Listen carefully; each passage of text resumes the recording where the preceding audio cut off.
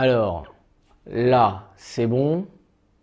Là, c'est bon. J'avais déjà fait une fois d'en faire comme ça deux prises de vue, mais je sais pas. Aujourd'hui, je me sens inspiré. Il y aura deux caméras comme deux caméras en fait, j'ai pas de parallèle.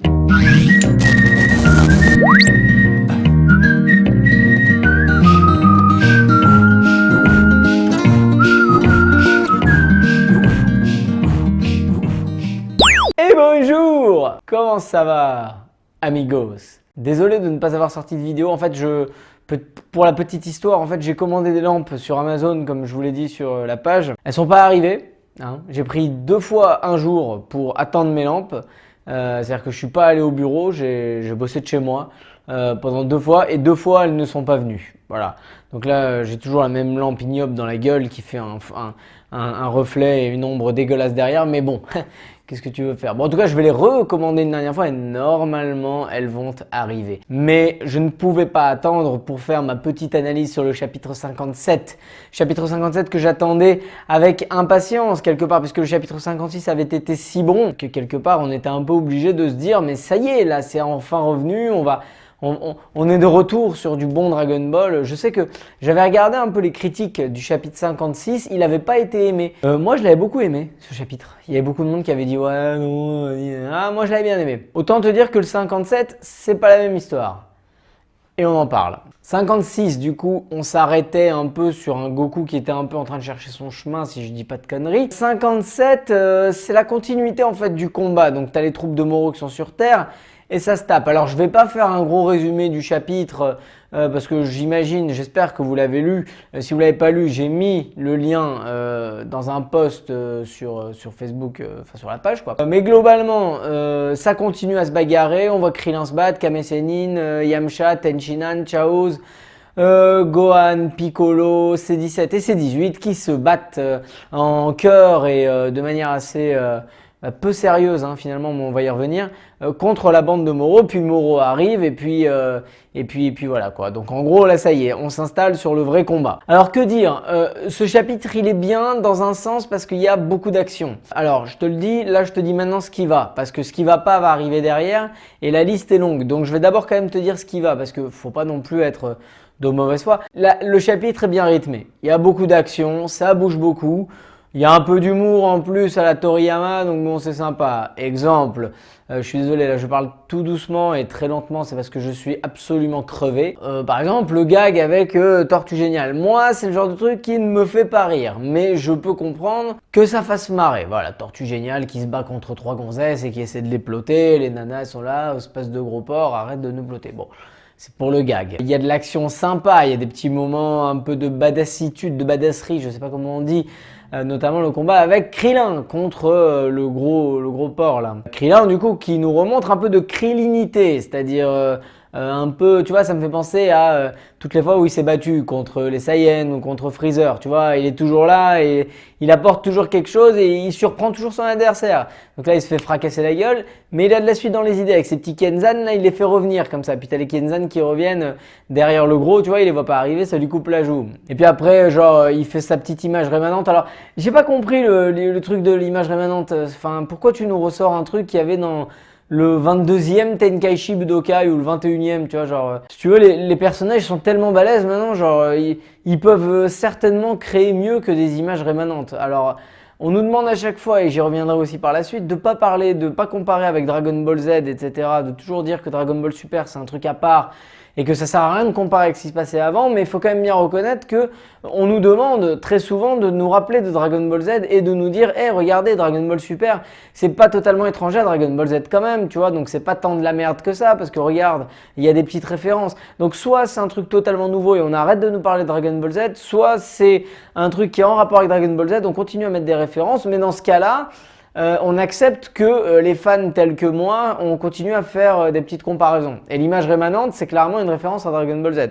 Donc on va en faire de la référence à Dragon Ball Z là dans ce chapitre. J'ai beaucoup parlé là. Bon, lui avant de le réveiller, le duc avant de le réveiller, je veux dire. Donc voilà, donc cette scène avec Krillin est plutôt cool. La bagarre avec Kame Sennin est cool. Alors, il faudra m'expliquer parce que vous savez que moi, Dragon Ball Super, je maîtrise pas tant que ça. Quand il dit ça, là, qu'il y a une technique qu'il a utilisée contre Jiren, etc., c'est quoi? C'est l'Ultra Instinct. J'ai eu la flemme de regarder les épisodes, mais il me semblait bien qu'à un moment, Tortue Géniale utilisait l'Ultra Instinct. Mais du coup, maintenant, ça commence à me faire tilt. Et en plus, le chef Otaku l'a dit. Ça, je crois, dans sa vidéo, je l'ai regardé vite fait, là, la vidéo de sa critique. J'ai eu la flemme de regarder jusqu'au bout. Mais à un moment, il le dit, que je crois. Mais ça veut dire que quoi? Que Tortue Géniale, il maîtrise l'Ultra Instinct? Je suis peut-être à la masse un peu, mais genre, en gros, s'il maîtrise l'Ultra Instinct, pourquoi Goku s'est fait chier à aller je sais pas où pour l'apprendre? Pourquoi c'est pas Kame Sennin qui est. Bon, bref. Je suis fatigué. Alors, premier bousillage dégueulasse qu'il faut que j'aborde, c'est celui de Tenshinhan. C'est pour ça que ce chapitre, déjà, j'ai du mal à l'avaler. Enfin, là, Tenshinhan, il n'était pas apparu depuis le début. Alors bon, c'est personnel, moi j'adore Tenshinhan, mais il apparaît pas depuis le début. Et puis là, il apparaît, il arrive, tu sais, en mode, tu sais, il arrive comme ça, là, il met un petit coup, tu sais, avec le truc comme ça, un peu comme Goku lui avait mis au 23e Tenkaichi Budokai, tu vois, quand ils sont en 4 là, qu'il arrive et qu'il lui met un coup comme ça.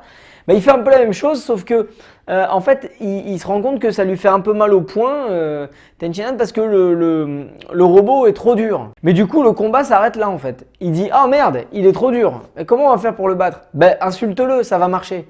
Mais je sais pas l'insulter. Bon, bah, c'est Chaos qui va le faire alors. Et c'est Chaos qui l'insulte et c'est Chaos qui gagne le combat. Tu comprends bien, si t'es nouveau sur la page, parce que je sais que j'en vois régulièrement des nouveaux, si t'es sur la page depuis pas longtemps, c'est pas la peine d'aller regarder toutes les autres vidéos, je te le dis. Dans cette vidéo, Tenshinhan, pour moi, c'est mon préféré. Je veux dire, Tenshinhan, c'est presque pour lui que j'aime Dragon Ball, tu vas comprendre. Ça me dérange pas qu'on le relègue à des rôles un peu secondaires, etc. Mais quand tu fais briller Yamcha au chapitre 56, t'as pas le droit de ridiculiser Tenshinhan comme ça. Et ça me met en colère, mais tu vois, pas pour rigoler, ça me met vraiment en colère parce que depuis que je lis les scans en fait de Dragon Ball Super, donc que je sais, parce qu'avant je regardais des épisodes, mais que je sais qu'en fait c'est un autre que Toriyama qui fait ça. Le mec, de quel droit en fait tu viens me bousiller Tenshinhan comme ça? De quel droit tu viens, t'arrives et tu bousilles un truc qui existe depuis avant que tu sois né, espèce de d'arriver et de dire en fait non, Tenshinhan il est tellement nul qu'il met un coup et puis ça marche pas, alors il abandonne et puis il trouve une autre solution. Oh, c'est un robot là de toi, il aurait pu le désintégrer avec un Kiko. Comment tu peux m'éclipser Tenshinhan comme ça? Donc voilà, ça, il fallait pas. Pour moi, il fallait pas. Pour que j'aime un chapitre, déjà, il fallait surtout pas réserver un traitement aussi dégueulasse à Tenshinhan. Donc à partir de là, moi, je suis plus objectif sur ce chapitre. Mais je vais quand même essayer de le rester. Mais voilà, Tenshinhan, non.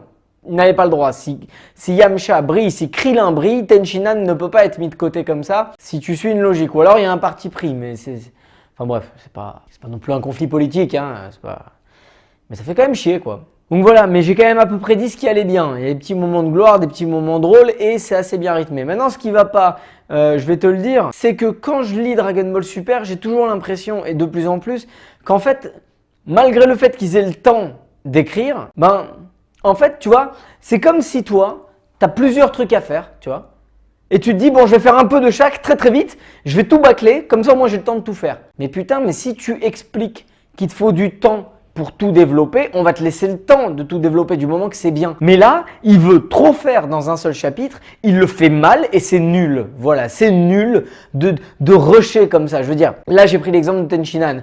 Il met un coup de poing, ça marche pas, c'est Chaos, ok.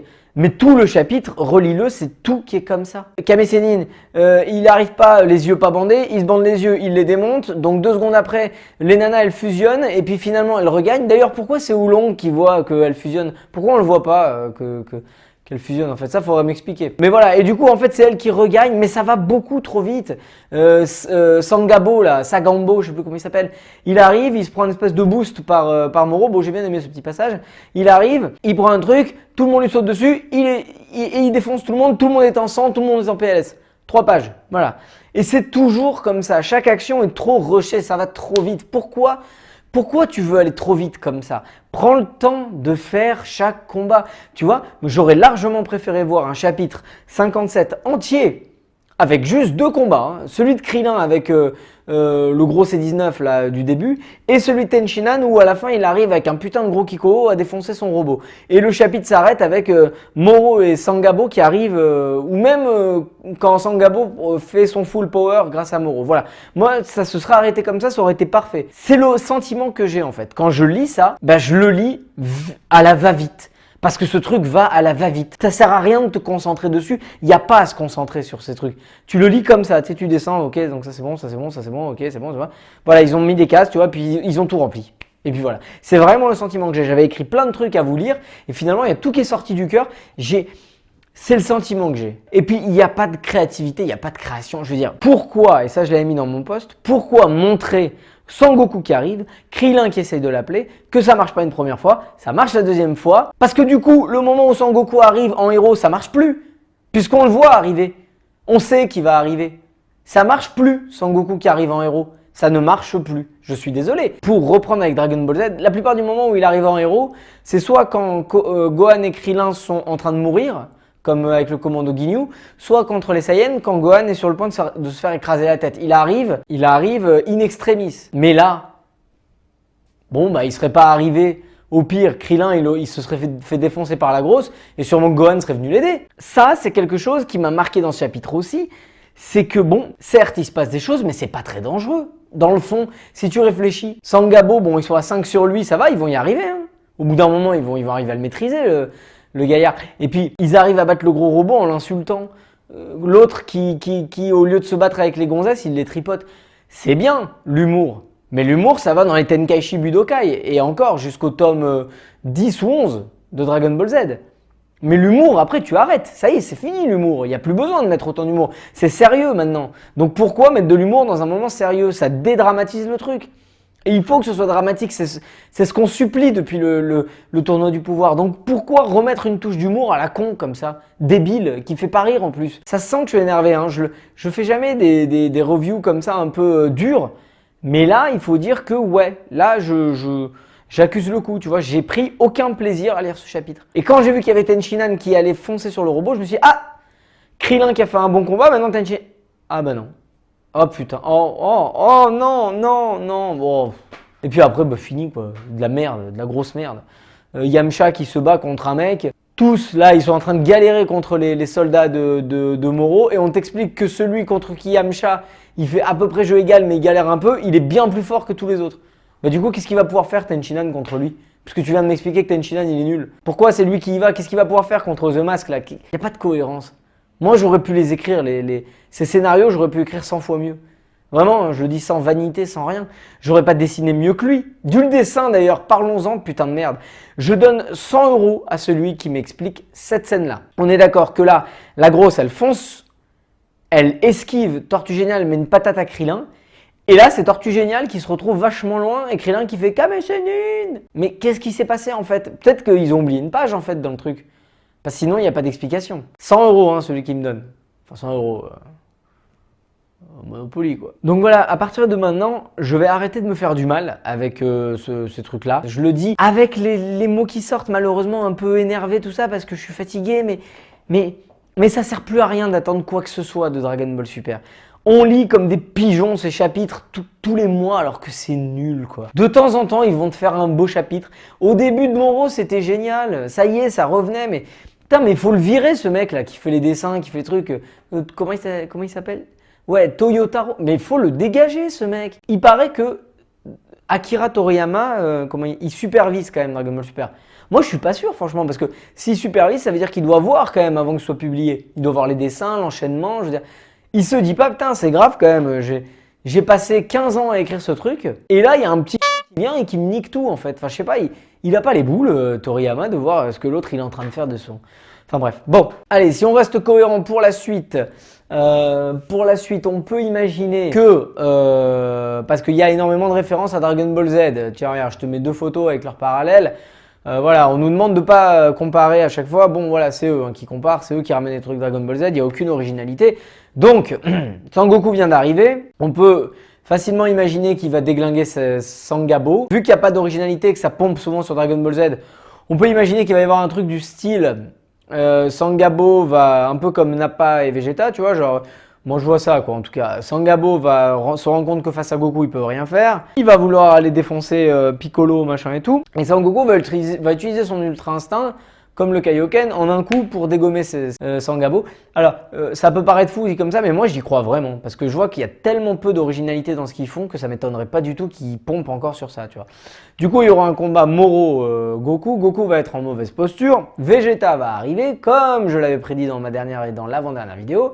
On va voir sa nouvelle technique, ça va durer 1 page et demie. Après, il va se refaire fracasser par Moro parce que Vegeta c'est son rôle. Et puis après, je sais pas, hein, de la merde, voilà. Bon, allez, je suis mauvais, j'espère que ça va bien partir. J'ai pas envie de faire mon Dugarry du Dragon Ball Super, mais voilà, je m'attends plus à rien, j'y crois plus. Voilà, j'y crois plus. Je crois pas que on va retrouver un Dragon Ball Super sympa. Je pense que ça va continuer à s'enfoncer. Maintenant, vous, dites-moi quand même, hein, dites-moi ce que vous avez pensé de ce chapitre. Dites-moi si c'est moi qui suis peut-être trop exigeant, peut-être que je suis trop fatigué, qu'il fallait peut-être que je dorme mieux avant de faire cette vidéo. Mais pourtant, je suis de bonne humeur, hein, j'ai des bonnes nouvelles. Là, en plus, c'est génial.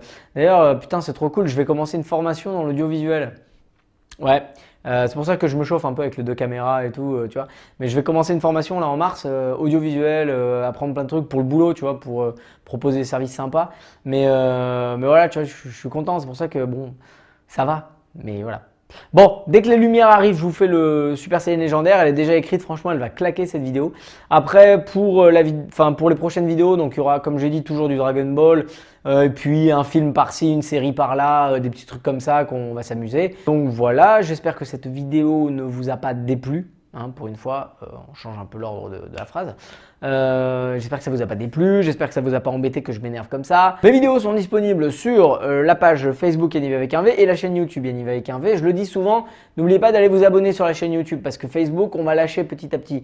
On est 1600 sur Facebook et 370 sur YouTube. C'est pas normal. Migrez sur YouTube. Comme ça, vous recevrez les notifications sur le portable. Vous saurez quand est-ce que je sors une vidéo. Enfin, c'est plus cool, quoi. Tu vois, plutôt que de devoir aller sur Facebook. Oh tiens, Yanniv va sortir. Non, là, vous recevrez une petite notif et tout. C'est sympa. C'est comme si moi, je vous envoyais un SMS pour vous dire j'ai sorti une vidéo. Donc, faut en profiter, quoi. Merde. Donc voilà, Facebook, YouTube. N'oublie pas, s'il vous plaît, putain, parce que les actualités, elles me font chier en ce moment. Putain, entre ce coronavirus de merde. Ils vont arrêter de nous faire chier avec ce corona, putain. Mais j'ouvre une parenthèse actu un peu, mais vous vous rendez compte quand même que ce corona tue moins de personnes que la grippe. Donc arrêtez de faire une fixette, je veux dire, arrêtez de regarder les actus, etc. pour ceux qui les regardent et d'avoir peur, d'accord?